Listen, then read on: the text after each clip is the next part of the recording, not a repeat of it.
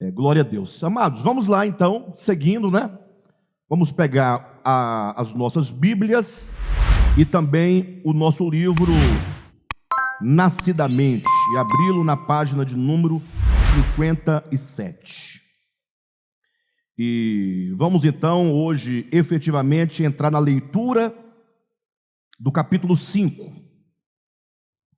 Quero chamar a atenção de todos para a importância do entendimento desse tema que será proposto a partir de então.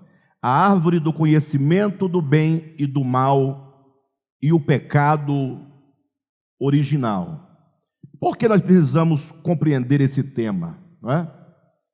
Toda vez que você começa o estudo de um tema, você precisa saber a importância do tema e em que sentido você poderá aplicá-lo na sua experiência prática. Do contrário, você adquire um conhecimento e não sabe onde aplicá-lo, né? Então, assim, se o nosso grande problema, o grande problema da humanidade é o problema do pecado, né? Então, para nós lutarmos contra esse grande inimigo, nós precisamos conhecê-lo. Então, todos os cristãos sabem que Deus criou o homem perfeito, só que esse homem, num dado momento da sua experiência, ele comete o chamado pecado original, que é o que desvia o homem da vontade de Deus. Deus criou o homem para uma finalidade.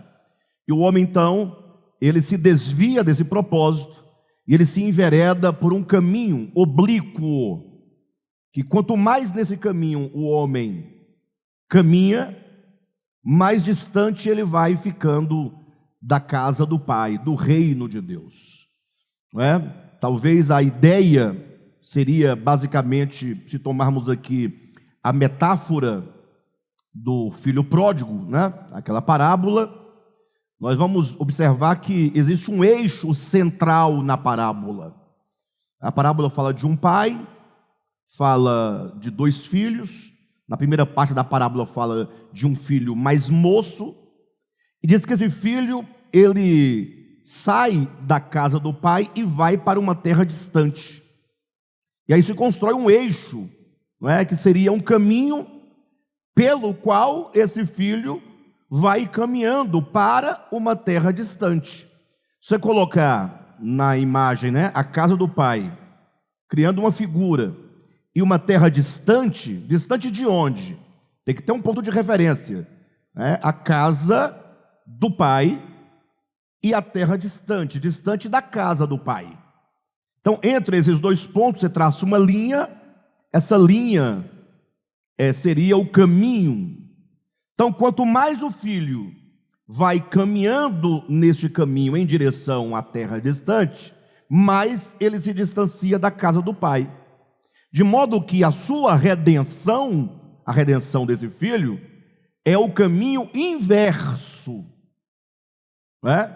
Então, não adianta nós falarmos de salvação, ansiarmos pela salvação, almejarmos pela salvação, pregarmos a salvação, se nós não entendermos que a salvação é um caminho. E se nós também não entendermos que a salvação é o oposto da nossa queda. E vamos entender queda não no sentido de decair de um patamar a um nível inferior.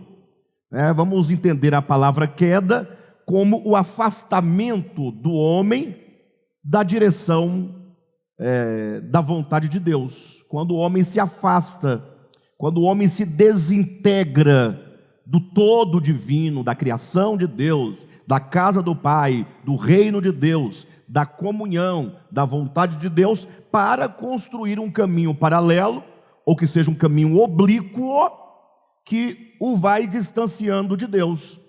Então, o grande problema quando falamos de salvação, é que nós deixamos de entender a salvação porque não entendemos a queda. E o grande problema da queda é que nós não entendemos o que é essa queda do homem, por causa exatamente de Gênesis 3.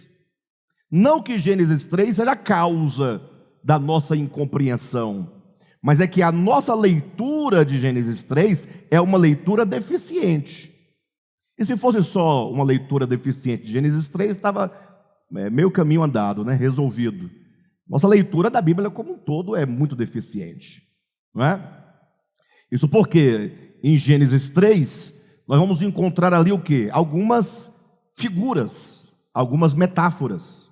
Você tem a metáfora de uma árvore, chamada árvore do conhecimento do bem e do mal. Você tem outra metáfora, a árvore da vida.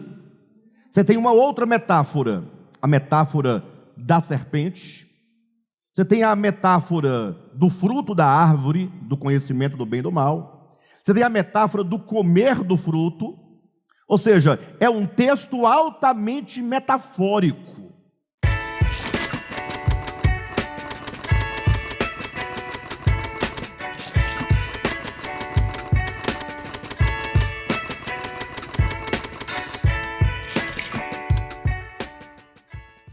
E aqui nós chegamos num ponto, né, desse texto, dessa abordagem, que infelizmente os cristãos às vezes resistem à ideia de nós afirmarmos que o texto de Gênesis 3 é metafórico. Como se dizer que o texto é metafórico, como se ele se tornasse inferior por ser metafórico. Ou seja, os crentes querem ler Gênesis 3 na sua literalidade. E o grande problema é, eles pensam que se ler na literalidade, o texto ganha potência, ganha veracidade. E se você o lê-lo, né, simbolicamente, metaforicamente, ele perde a potência da verdade. E é exatamente o oposto.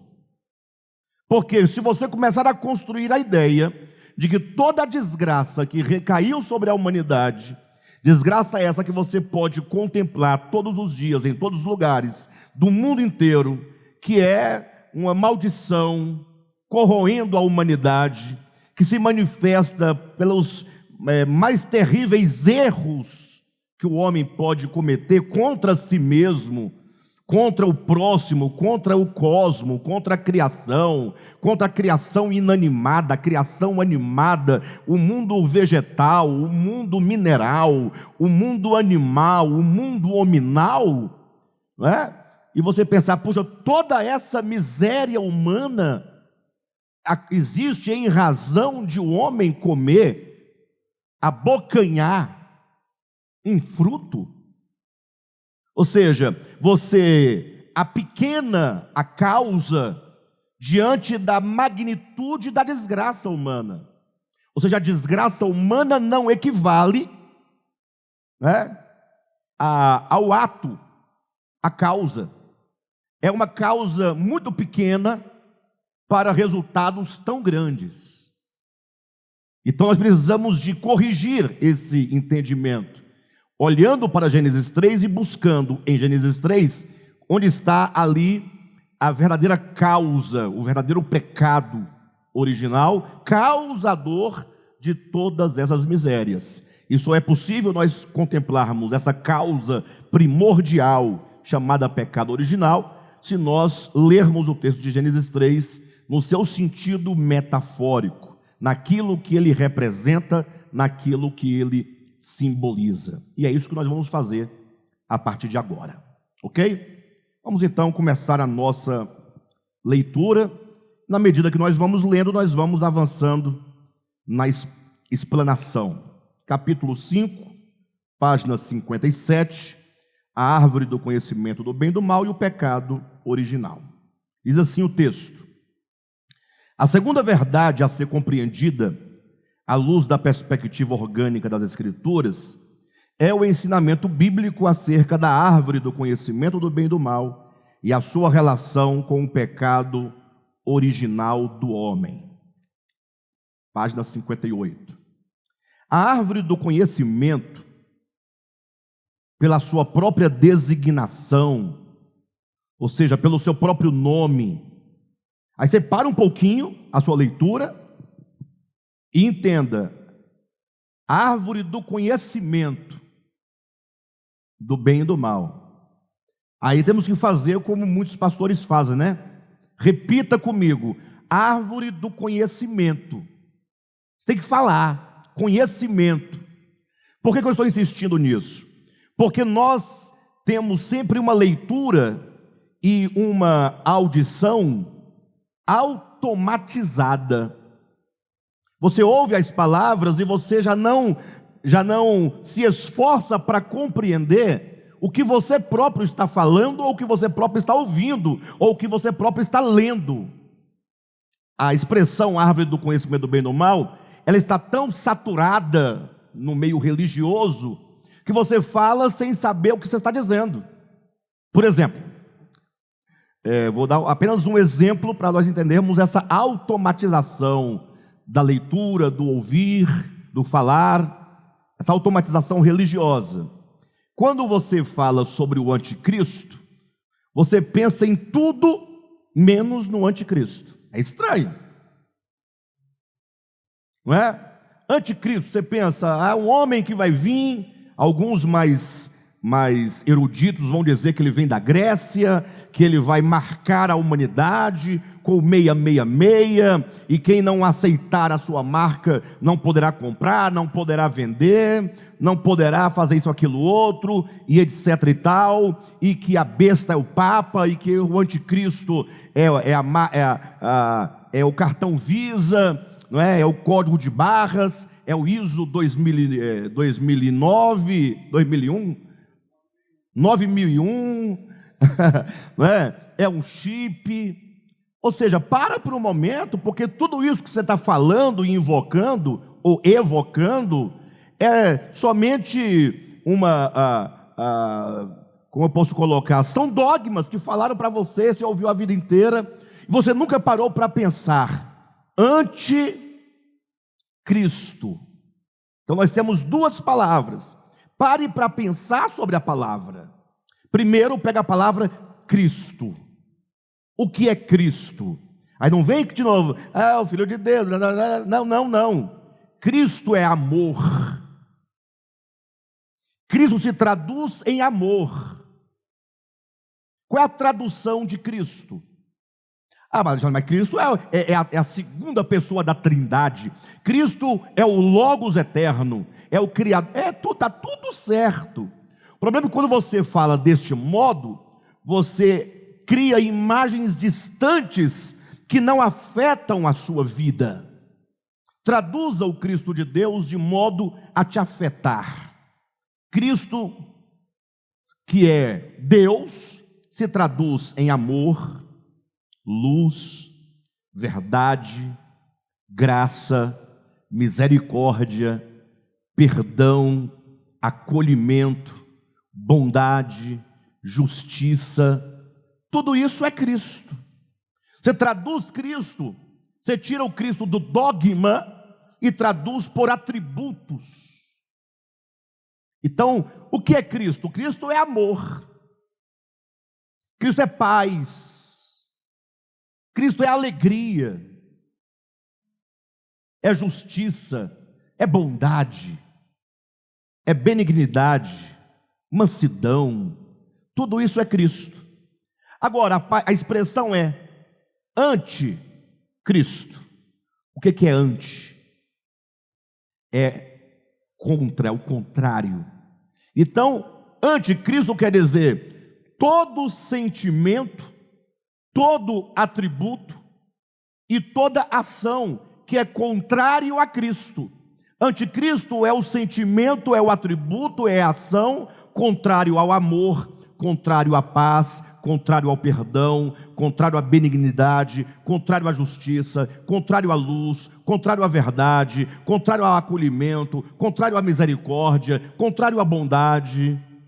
Poxa, então agora ficou mais fácil, porque eu sei que se eu estiver cultivando dentro de mim qualquer sentimento de oposição àquilo que Cristo é, eu estou cultivando o espírito do anticristo.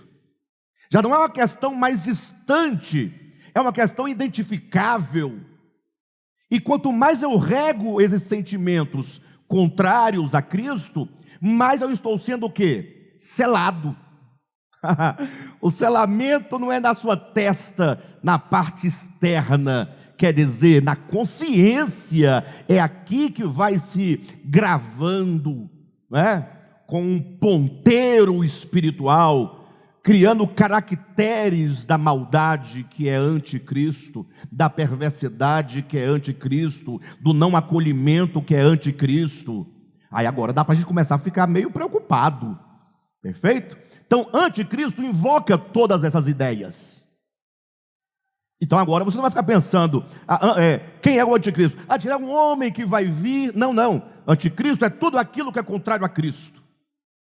Por isso que Paulo vai dizer: tende em vós o mesmo sentimento que houve também em Cristo Jesus. Então Cristo Jesus estava tomado de sentimentos de amor, de graça, de bondade, e é isso que tem que nos encher, é isso que tem que ser gravado em nós, é isso que tem que ser caracterizado em nós, é isso que tem que ser formado em nós, e o oposto a isso é anticristo. Está em oposição a Cristo. Aí fica fácil, toda vez que você ouvir uma mensagem, você pergunta: essa mensagem está pregando ao amor, a graça, a bondade, a misericórdia, o perdão? Se for o contrário disso, essa mensagem é do anticristo.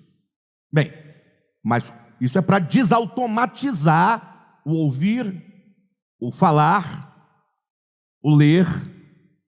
Quando falamos árvore do conhecimento do bem e do mal, a primeira chave para você discernir o que é árvore do conhecimento do bem e do mal é você falar árvore do conhecimento.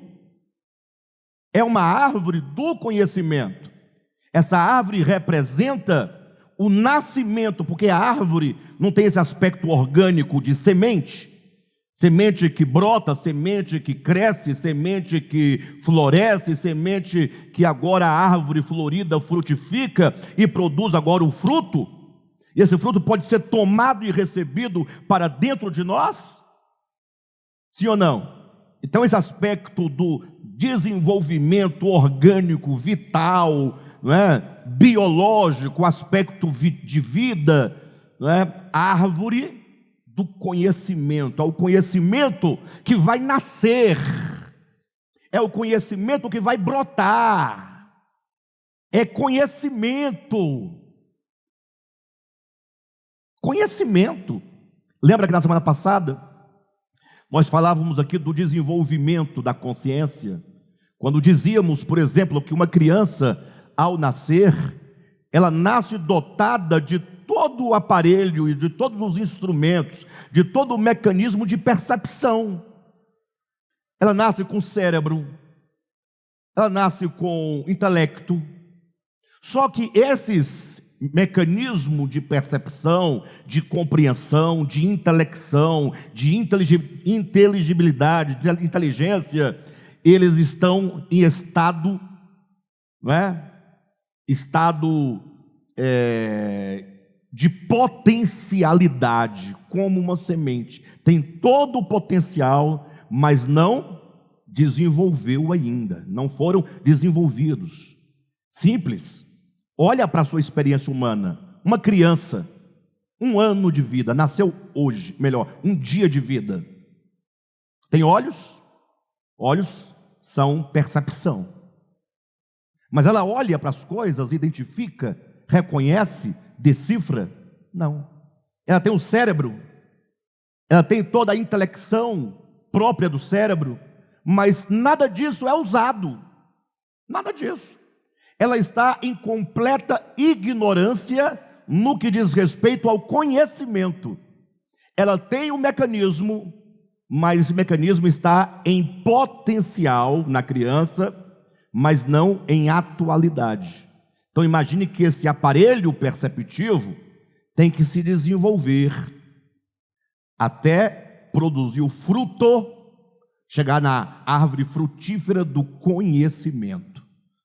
Quando a criança, agora já desenvolvida, começa a florescer, quando ela começa a distinguir, quando a ideia de moral, e repito, quem quiser compreender melhor, volte na mensagem anterior que eu explico sobre a moral. Não a moral da sociedade, não a moral religiosa, não a moral de uma comunidade, mas a moral enquanto aquilo que Deus já imprimiu dentro do ser humano, que é a lei de Deus inscrita no coração e na consciência do ser humano.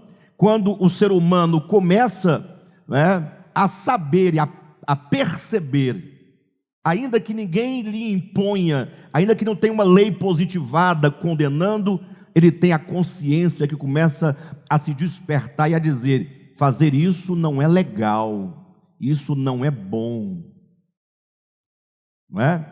Nós adultos sabemos disso. Sabe quando você faz uma coisa e ali no momento da euforia da sua atitude, você está completo de razão, você não vê que você está errado, porque você está com sangue quente, cabeça quente, você está falando sua verdade, na sua justiça.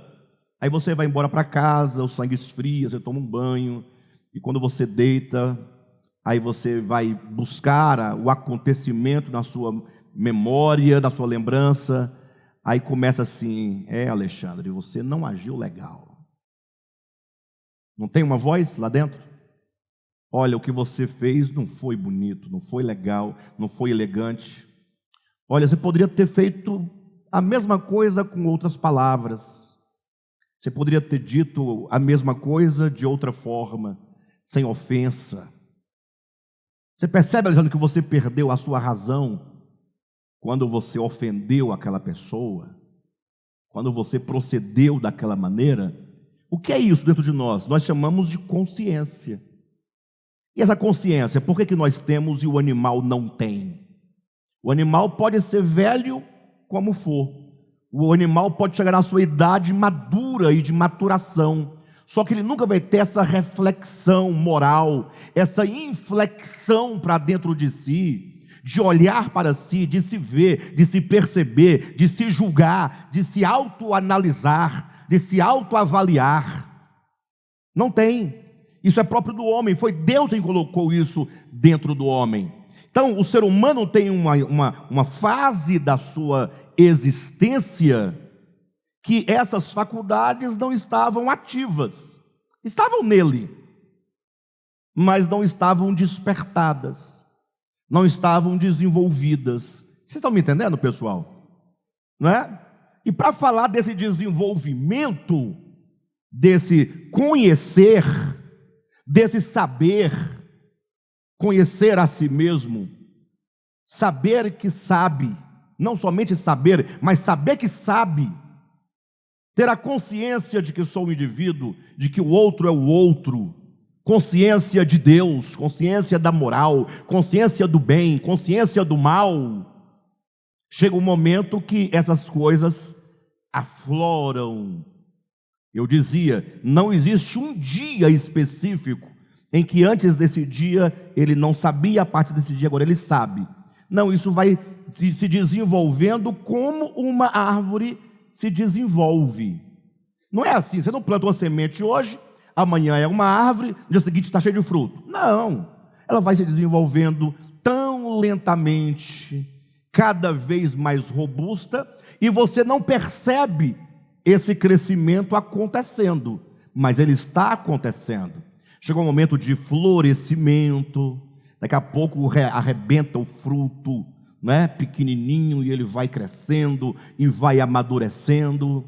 Então, quando a Bíblia fala que havia no jardim uma árvore, a metáfora da árvore quer dizer o aspecto orgânico, porque podia falar um copo, podia falar que Deus colocou uma pedra, sim ou não?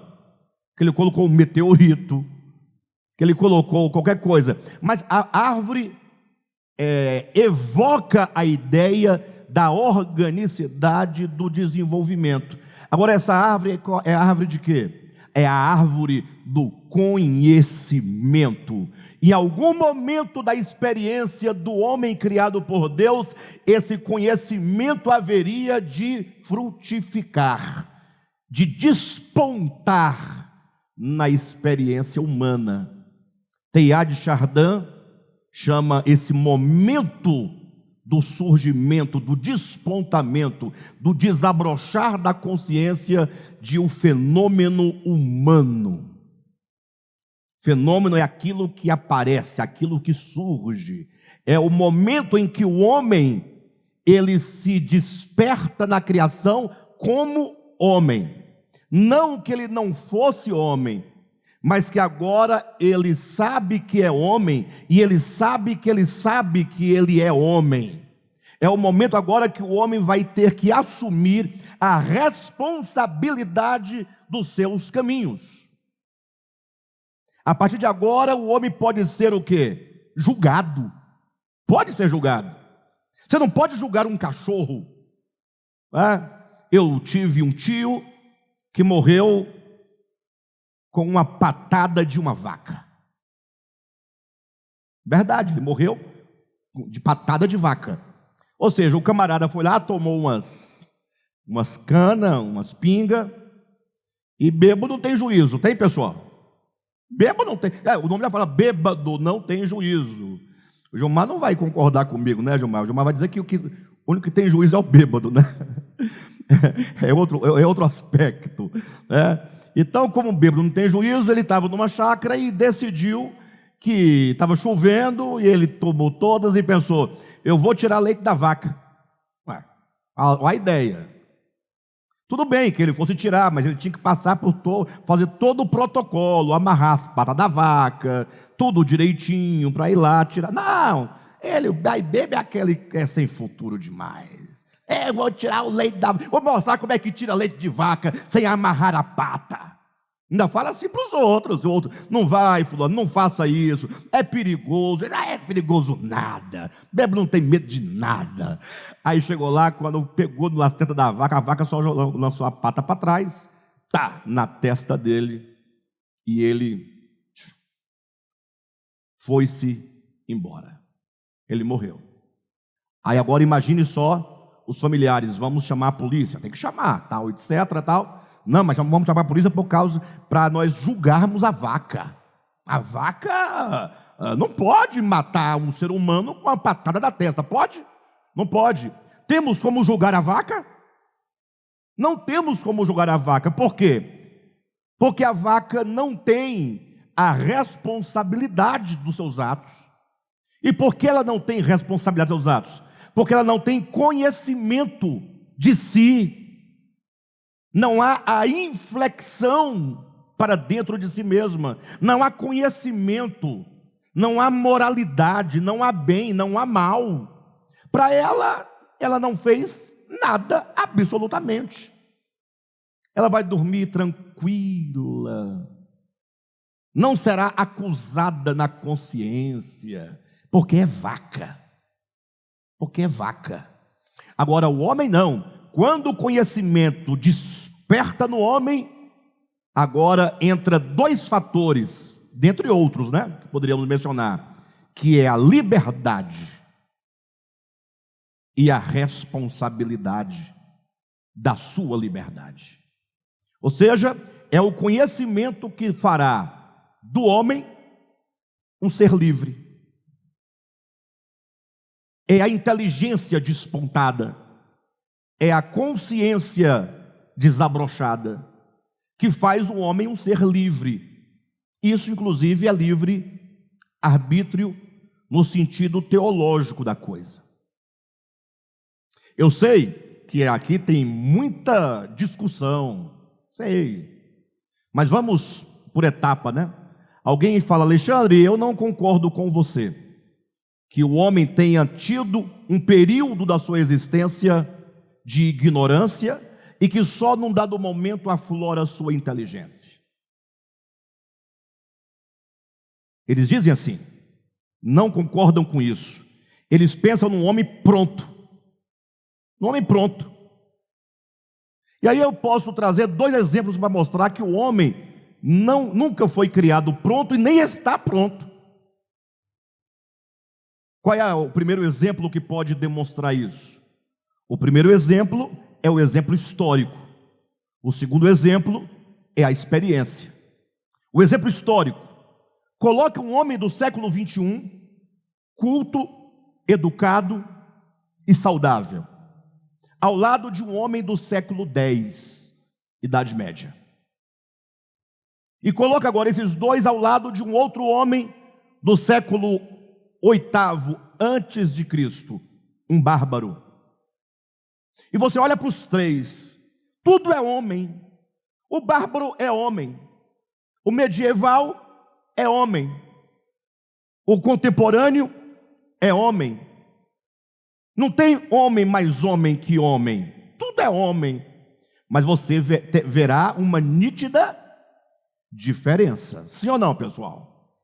Em todos os sentidos. E não precisa olhar muito profundamente, basta olhar o sovaco. Vocês estão rindo? Tá, vou mudar o exemplo. Basta olhar os dentes. Ficou melhor? Olha para os dentes do homem moderno, contemporâneo, para os dentes do homem da Idade Média e para os dentes do homem bárbaro, né? Os bárbaros lá que estavam na cercania do Império Romano. Olha para a barba de um, para a barba do outro, para a barba do outro, para a linguagem, para o discurso, para as ideias, para as projeções, para a visão de mundo. Olha para as leis que governavam um e o outro e o outro. Os bárbaros no seu tempo tinham suas leis, certamente. E para eles eram o ser mais evoluído que havia. Eles não tinham problema de evolução, porque eles olhavam para si em loco, no seu próprio local e no seu tempo. Agora, quando você olha historicamente no eixo do tempo, ora, as leis do homem moderno e contemporâneo são muito mais elevadas no sentido espiritual da coisa que as leis anteriores. Por exemplo, olho por olho, dente por dente é um exemplo prático disso. Imagine vocês que quando a lei olho por olho, dente por dente foi dada, não é? E não foi dada inicialmente a Moisés, não é? Quando Moisés trouxe essa lei no Pentateuco, já havia essa lei em Babilônia, em outras civilizações, mas sem nenhum demérito, bobagem. A lei olho por olho, dente por dente foi um dos grandes avanços da antiguidade. Eu acho que quando chegou olho por olho, dente por dente, foi uma revolução tão grande que as pessoas talvez não queriam aceitar aquela lei e rejeitá-la como incabível a percepção e a compreensão e visão de mundo que eles tinham. Eu posso explicar o que eu estou dizendo. Imagine que antigamente, né, havia ali uma tribo de um lado, uma tribo do outro lado, e aí vem uma criança de uma tribo brincando aqui e tal, etc. Aí de repente o outro menino de outra tribo vinha brincar com esse aqui, e eles brincando, acabavam discutindo, brigando. Aí um menino jogou uma pedra no outro, furou o olho do outro. Chegou o menino em casa chorando com o olho vazado. Quem foi que fez isso? Foi o menino da outra tribo. O que que o chefe da tribo fazia? Ia lá e dizimava a outra tribo. Dizimava. Ou se não dizimasse, matava 50, matava 10, matava 20. E estava tudo certo, era lei. Eles achavam que eles tinham que exercer a justiça. Aí chegou no momento que vem a lei, como que dissesse, vamos nos elevar mais um degrau no nosso crescimento humano, no nosso desenvolvimento humano, na nossa evolução humana. Vamos ser um pouco mais redimidos, olha, vamos ser um pouco mais salvos, porque tudo isso, salvação, redenção, evolução, crescimento, tudo é uma coisa só. Vamos sair de um estágio de inferioridade para um estágio de superioridade, não muito, mas um degrau só. Qual o degrau? A partir de hoje é olho por olho. Se alguém furar o olho do seu filho, vá lá e fure o olho do filho dele. Olho por olho. Não é olho por tribo, não é olho pela vida do outro, é olho por olho, e é dente por dente. Quem está entendendo? Isso foi uma revolução, isso foi um avanço, isso foi um espetáculo naquele tempo. Aí vem Jesus e diz assim: vocês se lembram que foi dito? olho por olho, dente por dente. Nos lembramos. Pois é, está na hora de nós darmos mais um passo, ascendermos mais um degrau, sermos um pouco mais redimidos, sermos um pouco mais libertos. É o momento de evoluirmos mais um pouco, de crescermos mais um pouco, de sermos mais homens, de sermos mais hominizados. O processo de hominização, de nos tornar homem, cada vez mais homem, até chegar à estatura de homem perfeito. Paulo diz que o homem, nós somos homens, estamos caminhando para atingir a estatura de homem perfeito.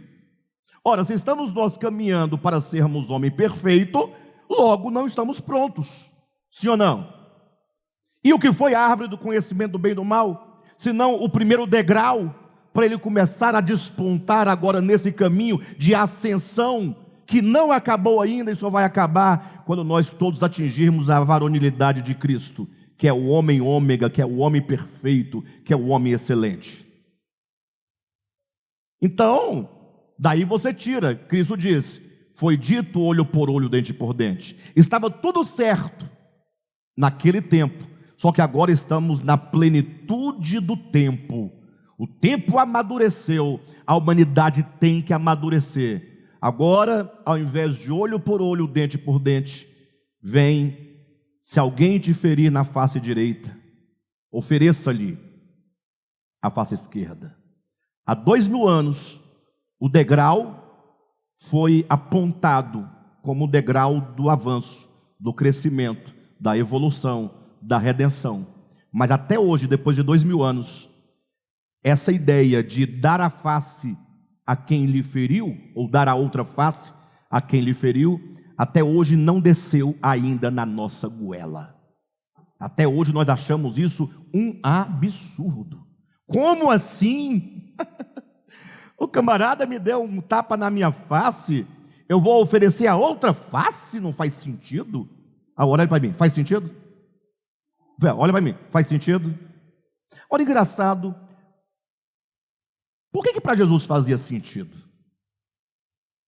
Ou ele estava blefando? Ou ele estava só nos testando? Ou ele estava de sacanagem com a gente, com nossa cara? Não! Jesus falou sério. Quem lhe ferir na face, ofereça a outra face. Só que Jesus, para ele estava tudo certo, porque ele era, embora há 2000 anos, o homem completamente ganho, completamente evoluído, completamente amadurecido. Então, o exemplo que eu dei foi um exemplo histórico. Olha para o homem no eixo da história, vai voltando no tempo, e você vai vendo o mesmo homem evoluído. Você vai passando por vários momentos, vários marcos. Ao invés de você fazer o caminho ascendente do homem, faz o caminho descendente, vai descendo, e você vai chegar à árvore do conhecimento do bem e do mal. Ou seja, o marco histórico, quando o homem se desperta, e ele ganha agora, não como quem ganha de fora, mas amadurece nele o mecanismo chamado liberdade. Porque agora ele discerne o bem e discerne o mal. Agora ele tem responsabilidade. Agora o homem pode ser o quê? Julgado. A vaca não podia, o homem pode. Fica claro que o exemplo histórico mostra que o homem, ele vai sendo transformado, ele vai mudando, sim ou não? Ora, se o homem vai mudando e amadurecendo no eixo ascendente, no eixo descendente chega o momento em que o homem entra, voltando. Se você passar do Éden para trás, o homem está nas trevas da ignorância plena, do não discernir, do não saber. É um exemplo histórico. Agora, o exemplo da experiência é mais forte. Eu já dei a semana passada esse exemplo, já falei no início agora dessa mensagem, torno a repetir. O que acontece com a humanidade? A humanidade é um homem, tá? É um homem. Humanidade não são vários homens. A humanidade é um homem. Basta você olhar que a experiência de um é a experiência de outro, embora em níveis diferentes, mas nós fazemos parte de um corpo social, de um corpo humano, né, um corpo de humanidade, perfeito? Agora, na experiência humana, particular e individual, acontece a mesma coisa. Como assim? Quando você nasceu conhecedor do bem e do mal? Você tinha liberdade de escolher entre o bem e o mal? E por que você não tinha liberdade de escolher entre o bem e o mal? Você não tinha conhecimento dessas coisas, não tinha florescido quando você nasceu há 50 anos atrás. Né? Há 30, 40, 20, não sei, né? Você não tinha. Quando você tinha 3 anos de idade, que liberdade você tinha de quê? Não tinha liberdade.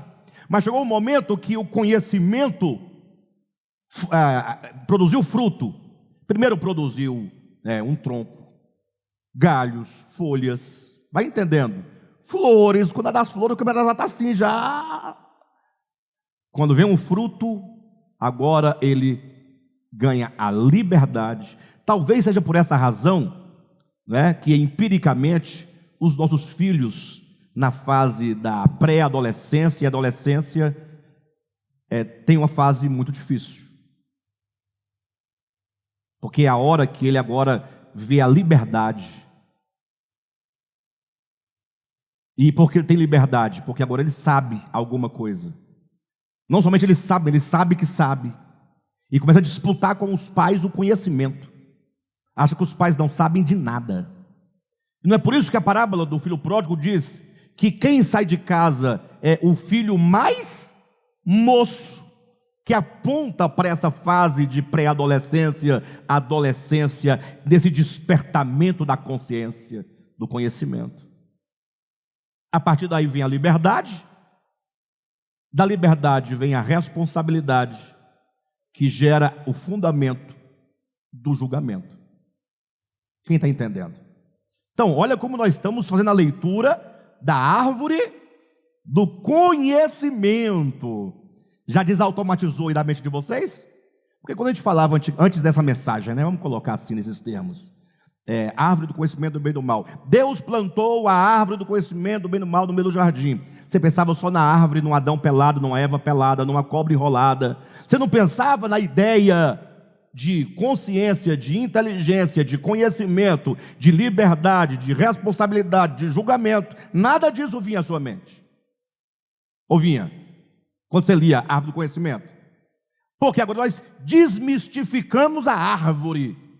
Agora você percebe que aquela árvore, ela existe, não fisicamente, mas na experiência de todo o ser humano.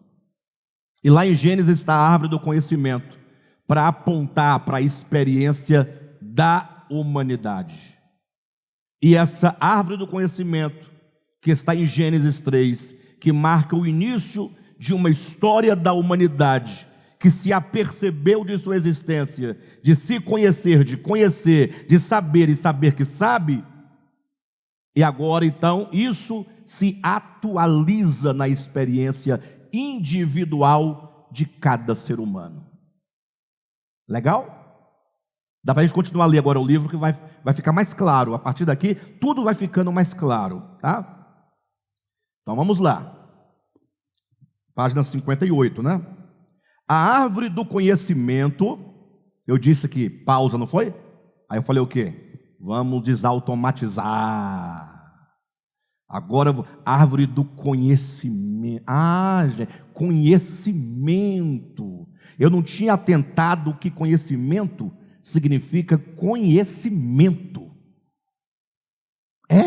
Conhecimento é conhecimento.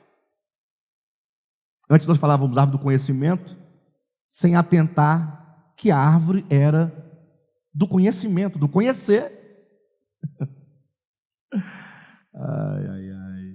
Deus criou o homem antes da árvore do conhecimento ou depois da árvore do conhecimento?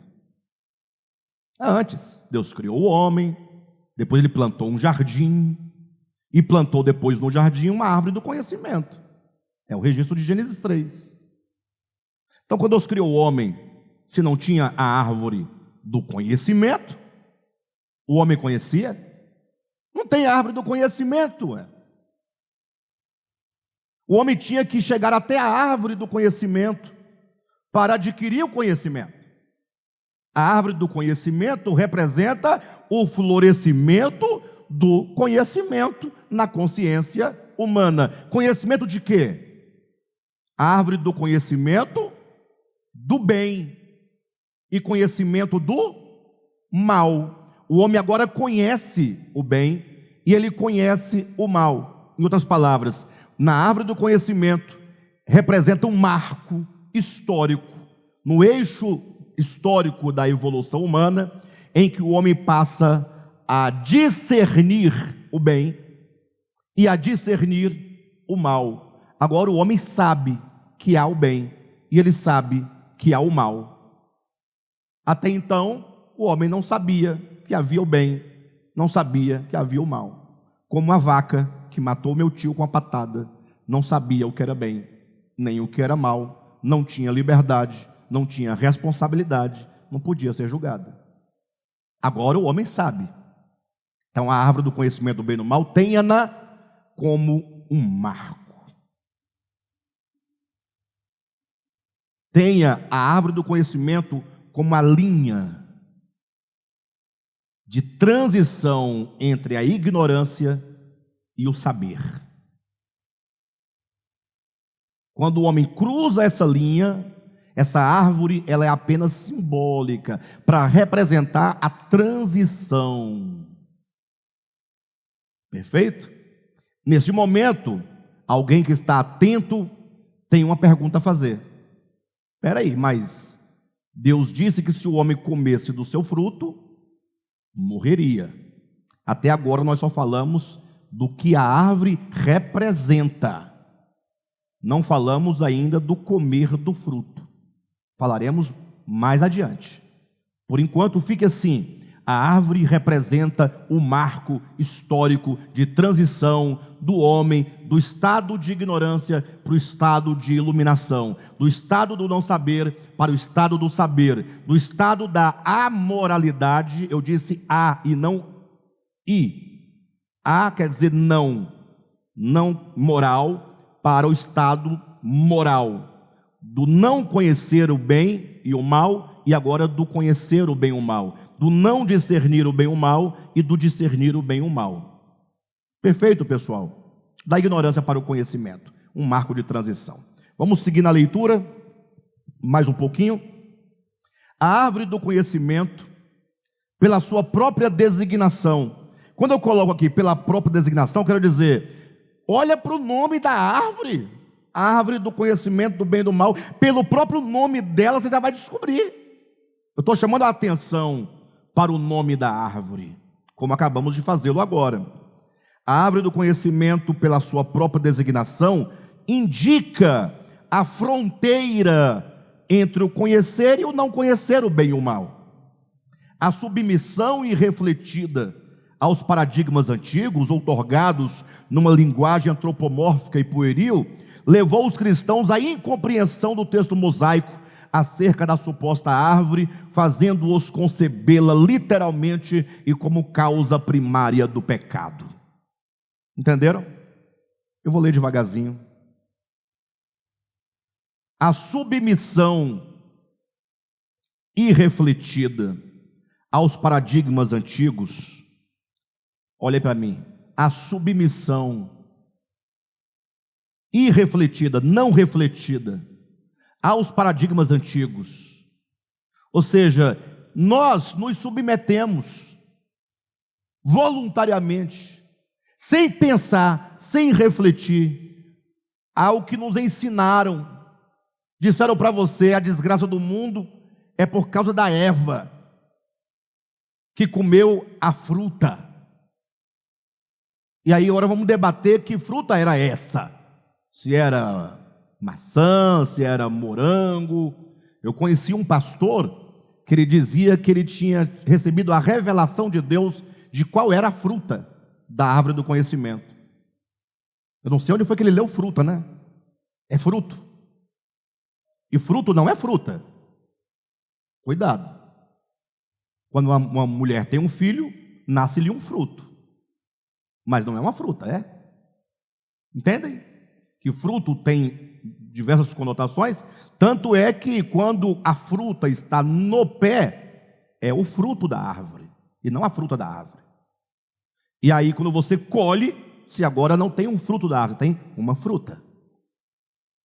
Quem entende essas nuances?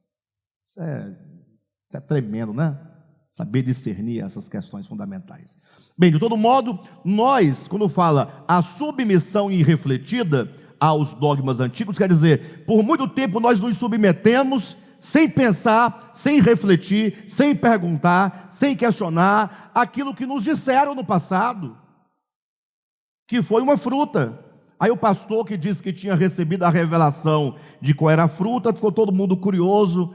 Pastor, e qual é a fruta mesmo da árvore do conhecimento? Ele diz, uva. Aí todo mundo ficou sem entender, uva, mas por que uma uva? Ele diz, porque todo mundo quando chega no supermercado, ele rouba uma uva e come e vai embora. Eu falei, só se for você que está comendo as uvas no mercado, seu cachorro. Ele está se entregando, ele está dizendo que ele rouba fruta no mercado. Foi ele que disse, não fui eu. Eu só acho que não está certo, mas tudo bem, né? Tá bom. Mas você vê até onde vai os dogmas antigos, os dogmas não refletidos.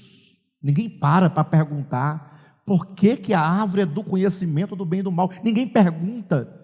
Alexandre, o pastor, o bispo, o apóstolo, o fulano, o líder, sei lá, padre, bispo, por que essa árvore é do conhecimento? E por que é dito que o homem comendo morre? Qual é o problema de conhecer, poxa? Se Deus criou o homem para conhecer, porque se Deus criou o homem e colocou nele faculdades intelectivas, ainda que em estado de potencialidade, não de atualidade, mas está lá, e Deus sabe que vai florescer, porque foi Deus que fez o homem um ser potencialmente inteligente. E agora vai matar porque o homem conhece? Mas ninguém pergunta isso. Ninguém. Só engole. A árvore do conhecimento, comeu, morreu, acabou. Ninguém quer saber por que a árvore é do conhecimento. Qual é o problema do conhecimento? Por que Deus mataria o homem se ele comesse o fruto do conhecimento? Mas não foi Deus que criou o homem inteligente para conhecer? E não é dito que nós só somos salvos se nós conhecermos o Senhor? Como é que eu morro por conhecer e agora vivo por conhecer? Quer dizer que eu uso a faculdade de conhecer, eu morro. Eu uso a faculdade de conhecer e eu vivo? Porque a vida eterna é esta, que te conheçam a ti, o único Deus verdadeiro. Não parece um paradoxo? Ou melhor, não é um paradoxo? Não parece contraditório?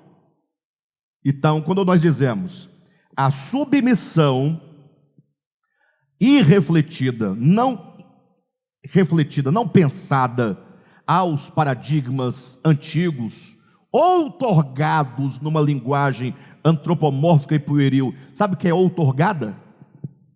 Outorgada. Uma lei outorgada, o que é uma lei outorgada? Uma lei imposta. Eu faço uma lei, não consulto ninguém e imponho para vocês. Eu estou outorgando uma lei. Estão entendendo? Então veja, olha o texto. A submissão não refletida aos paradigmas antigos, outorgados, ou seja, meteram da nossa goela, outorgados numa linguagem antropomórfica e pueril, ou seja, os dogmas nos vieram numa linguagem meramente humana, e numa linguagem pueril, quer dizer, numa linguagem infantil, numa linguagem da infância, numa linguagem da imaturidade, numa linguagem como a história dos 3 porquinhos. Aí você está comparando Gênesis 3 com os 3 porquinhos? Estou comparando.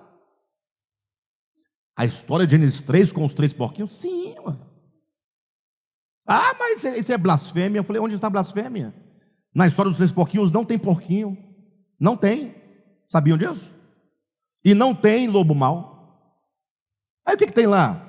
Lá tem prudência e imprudência, só.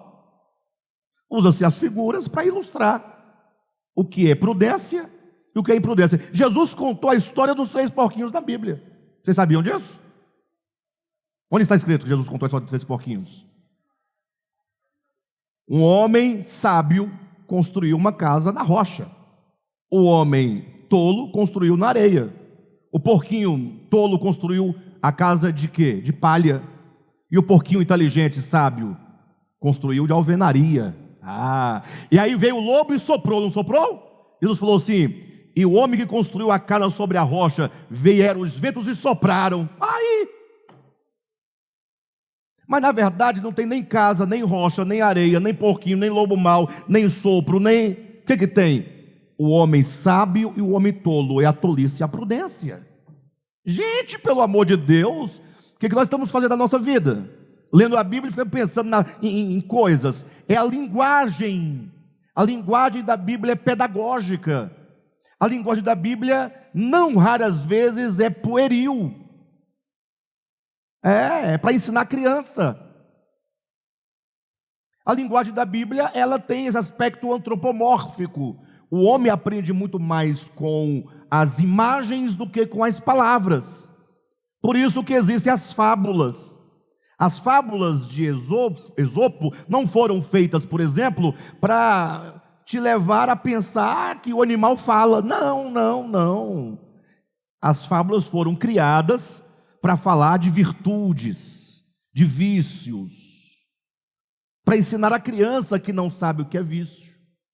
Você ensina a malignidade de um vício para uma criança sem falar a palavra vício, porque ela não sabe o que é vício.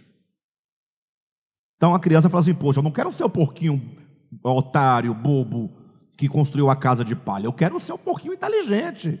Ou seja, eu quero ser prudente e não imprudente. É uma maneira de ensinar. Então veja, mais um pouquinho aqui. A submissão irrefletida aos paradigmas antigos, outorgados é o mesmo que metido goela abaixo, tá, pessoal?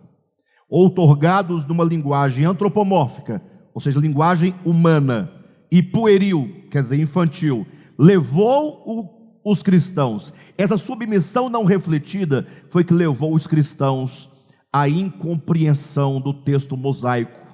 Ou seja, não permitiram os cristãos entenderem o texto de Moisés em Gênesis 3, acerca da suposta árvore. Por que suposta árvore? Porque não tem árvore. É só um símbolo, né? Foi a submissão irrefletida que levou os cristãos à incompreensão do texto mosaico acerca da suposta árvore, fazendo com que os cristãos concebessem a árvore literalmente, uma árvore literal, e como essa árvore fosse a causa primária do pecado. Não é, pois, sem razão que o mundo judaico-cristão entende até os dias de hoje que a transgressão resultou do fato de o homem ter comido uma fruta, conforme reza a tradição. Porém, esse entendimento não responde aos problemas reais da humanidade, quando analisados do ponto de vista ontológico, pneumapsicossomáticos. Explico. Não é, pois, sem razão que o mundo judaico-cristão entende até os dias de hoje que a transgressão resultou do fato de o homem ter comido de uma fruta. Não é assim que eles dizem? O homem comeu da fruta? Não é a tradição, não ensina isso até hoje? Porém, esse entendimento, falar que todo o problema dos homens na terra foi uma fruta, isso não responde. Ensinar isso não dá conta, essas coisas, essa visão não dá conta dos problemas reais da humanidade. Falar que o homem comeu uma fruta e agora ele está na condição que está, não resolvem os problemas do ponto de vista ontológico, do ser do homem, né? Pneumapsicossomáticos, os problemas do espírito, os problemas da alma e os problemas do corpo do ser humano. Ou seja, os problemas da humanidade são problemas que atingem desde o espírito até o corpo, passando pela sua alma. são problemas intrínsecos, são problemas profundos. E falar da árvore não resolve, o dogma da árvore não dá conta de explicar os reais problemas da humanidade. Perfeito, pessoal? Que coisa magnífica, não? Que coisa magnífica. Vamos ficar até aqui hoje, né? O nosso tempo já acabou. Tá bom? De todo modo, acredito que o que hoje nós falamos foi suficiente para nós compreendermos um pouco mais.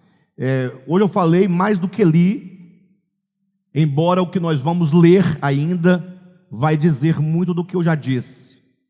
Então, o que significa que na próxima quarta-feira, ao continuarmos a leitura, o que foi dito hoje vai ficando cada vez mais claro. Perfeito? Então, não se esqueçam que a árvore do conhecimento deve ser vista enquanto apenas um marco de transição do homem, do seu estágio de ignorância para o seu estágio de conhecimento. Razão porque a árvore se chama a árvore do conhecimento, do bem e do mal. Perfeito? Eu aqui acabei falando sobre questão de livre-arbítrio, né? Porque o homem tendo o conhecimento do bem e do mal, ele adquire a liberdade. Liberdade, livre-arbítrio é uma coisa só. Eu sei que muitas pessoas não acreditam no livre-arbítrio. Eu também, por muito tempo, não acreditei no livre-arbítrio. Eu tenho até um texto, inclusive, intitulado Acerca do livre-arbítrio, explicando que todo o problema de incompreensão e não aceitação do livre-arbítrio é não saber o que significa livre-arbítrio. Ou seja, eu rejeito a ideia de livre-arbítrio porque eu não sei o que é livre-arbítrio. Porque quando eu tento definir livre-arbítrio, eu tenho uma falsa definição. Logo, eu não posso aceitar o livre-arbítrio, porque é uma falsa definição. Só uma curiosidade, só para poder vocês saírem daqui perturbados hoje.